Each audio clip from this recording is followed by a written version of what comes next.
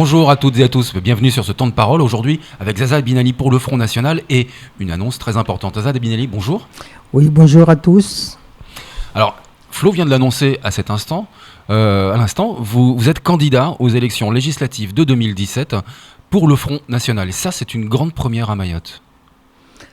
Effectivement, le fait d'être candidat aux législatives pour le Front National, ça n'est pas une première parce que, souvenez-vous, en 2012, le Front National était représenté sur les deux circonscriptions de Mayotte. Quant à moi, je ne sais pas si vous étiez là en 2002 ou pas, mais j'étais là, oui. À l'époque où il fallait terminer avec l'importation des députés, et j'ai été aussi candidat aux législatives. Mais pas sous la bannière du Front National. Mais pas sous la bannière, c'est la première fois que je me souviens bien, mais pour vous c'est une grande première, je veux dire en tant que candidat investi par le Front National.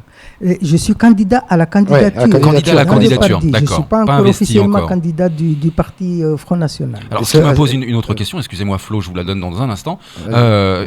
Combien y a-t-il d'autres candidats pour le Front National ? Alors, pour le moment, on a lancé les candidatures. Donc, on va partir en métropole en septembre pour l'université d'été du Front National. Et donc, à notre retour, ça veut dire à la fin du mois d'octobre, on saura officiellement quelles sont les personnes qui porteront les drapeaux du Front National à Mayotte. D'accord. Flo ?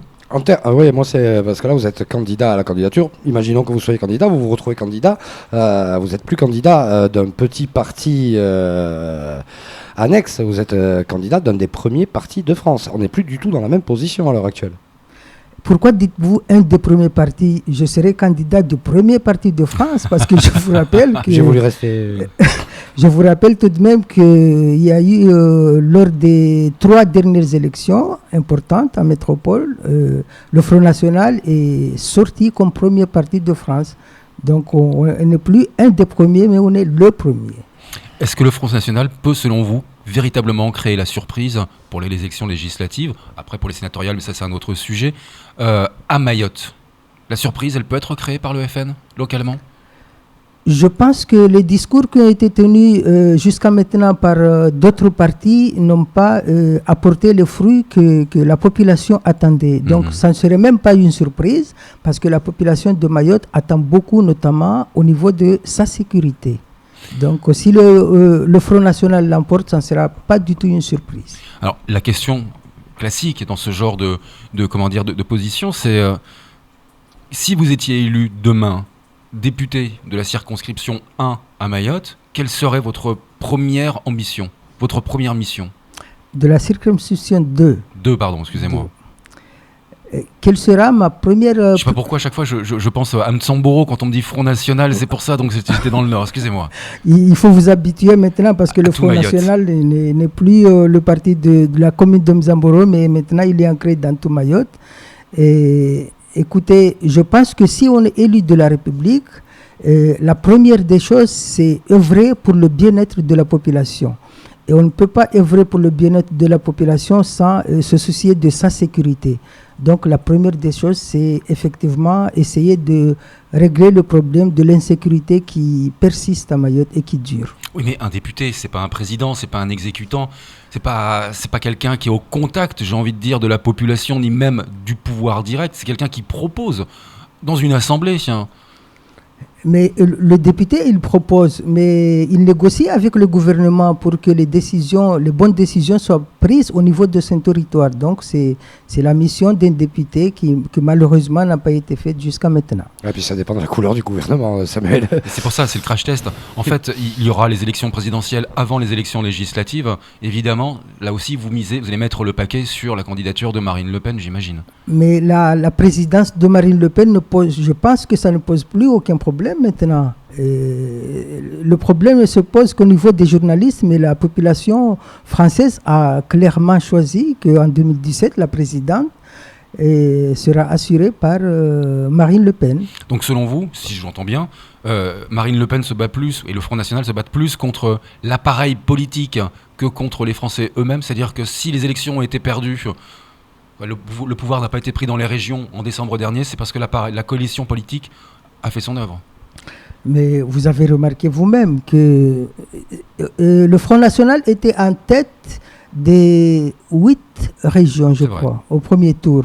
Et malheureusement, il y a eu ce qu'on appelle cette fameuse coalition UMPS qui a fait qu'à la fin, on s'est retrouvé avec aucun siège de présidence, alors que en PACA, je vous rappelle que Marion avait fait pratiquement 46% des suffrages exprimés au premier tour. Donc s'il n'y avait pas cette coalition de barrage, je pense que le Front National aurait eu au moins 3 présidences de région aujourd'hui. Alors, je reviens sur le sujet de Marion Maréchal Le Pen et de Marine Le Pen qui ont 2 discours différents. On a vu Marine Le Pen défendre bec et ongle Mayotte sur la question des expulsés, en disant mais attendez, arrêtez de parler des expulsés, il y a aussi les Mahorais qui vivent dans la misère est à Mayotte. Elle a vraiment pris fait et cause pour Mayotte. Marion Maréchal Le Pen a dit la départementalisation, va peut-être falloir revoir les billes. C'est dangereux comme jeu quand même. Non, c'est pas du tout dangereux. Je sais pas. Vous écrivez le journal France Mayotte. Il y a un éminent spécialiste en droit constitutionnel qui exerce à l'université de Dembéni, qui a dit même que le statut de département qui a été alloué à Mayotte n'est pas celui que les Mahorais attendaient réellement. On a nommé le territoire de Mayotte département, mais ce n'est pas le département de droit commun. Donc, je pense qu'il faut aussi s'atteler sur ce sujet parce que je ne peux pas comprendre, par exemple, que Mayotte soit un département région et qu'elle bénéficie uniquement des dotations du département et non de la région. Donc, cela démontre aussi, besoin était que... moi, j'entends tout à fait votre discours, parce que c'est celui de l'intelligence et de la cohérence. En attendant, celui de Marion Maréchal Le Pen, c'était plutôt d'envisager une sortie de Mayotte du giron français. Non, il ne faut pas interpréter les propos de Marion Maréchal Le Pen. C'était plutôt d'œuvrer dans le sens d'ancrer beaucoup plus. Elle s'inquiétait par rapport justement à la faiblesse institutionnelle qui pesait sur Mayotte, mais pas dans le fait que Mayotte doit encore intégrer le giron français. Alors, on va rester sur la fibre nationale, mais peut-être de manière plus élargie, avec ce qui s'est passé pour les Jeux des îles, la CJSOI. Mayotte sera privée du 30 juillet au 5 août de son drapeau et de son hymne national en cas de victoire. Qu'est-ce que ça vous inspire ? Je pense que ce sujet-là est très grave. Ce n'est pas la jeunesse mahorais seulement qui est incriminée dans cette histoire. Parce que si par exemple un jeune Mauricien décroche une médaille d'or, ce jeune Mauricien aura droit au drapeau de Maurice, mais il n'y aura pas l'hymne national de Maurice. Donc cela veut dire que c'est toute la jeunesse de l'océan Indien qui a été prise en otage par la classe politique régionale. Donc notre position est claire depuis le début, c'est que la jeunesse mahoraise et la jeunesse de l'océan Indien, chacun devra être fier d'arborer le drapeau de son pays et d'entendre surtout l'hymne de son pays en cas de victoire. Et Mayotte étant française, l'hymne française normalement devrait retentir en cas de victoire et donc de médaille d'or. Donc il faut modifier la charte des Jeux. Mais que pensez-vous du silence assourdissant du gouvernement et de la diplomatie française en général sur ce sujet ? De toute façon, je vais vous faire une confidence. C'est que si Mme Le Pen arrive au pouvoir en 2017, il y aura une seule voix de la France de l'océan Indien. Parce que jusqu'à maintenant, il y a beaucoup de cacophonie. Pourquoi ?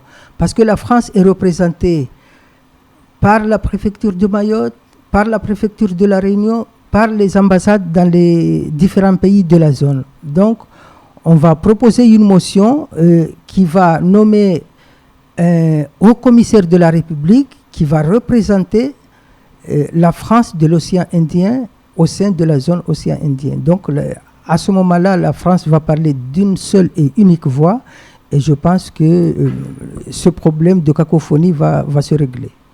Alors, restons sur l'actualité qui est particulièrement douloureuse. Les attentats de Nice, 84 morts, des centaines de blessés, encore des personnes qui sont entre la vie et la mort aujourd'hui. Quelle est la réaction, votre réaction, celle du Front National de Mayotte? Écoutez, permettez-moi d'abord d'adresser toutes mes condoléances à toutes les familles des victimes au nom du Front National, de la section du Front National de Mayotte. Et vous voyez encore une fois que le Front National a raison parce qu'il a manqué de sécurité.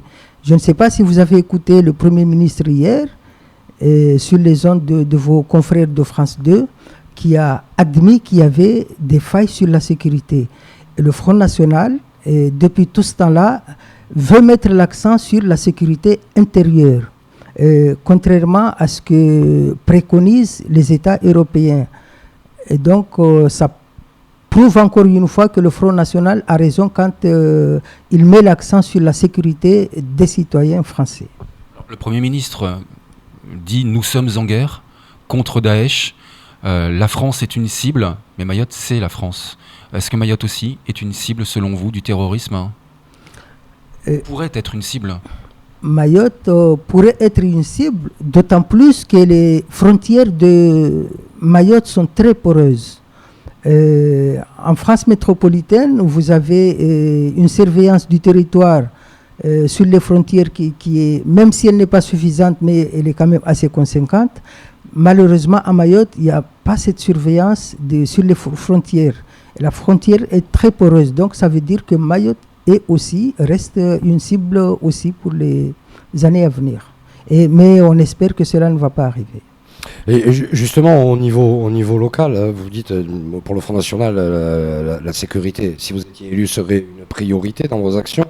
Le Front National a comme cœur de métier, on va dire, l'immigration depuis des années, dans tous ses sens, contre l'immigration à Mayotte. Et déjà, est-ce que vous faites un lien entre immigration et insécurité, et quelles seraient vos propositions si vous étiez amené à avoir des responsabilités pour garantir plus de sécurité et moins d'immigration ici, à Mayotte?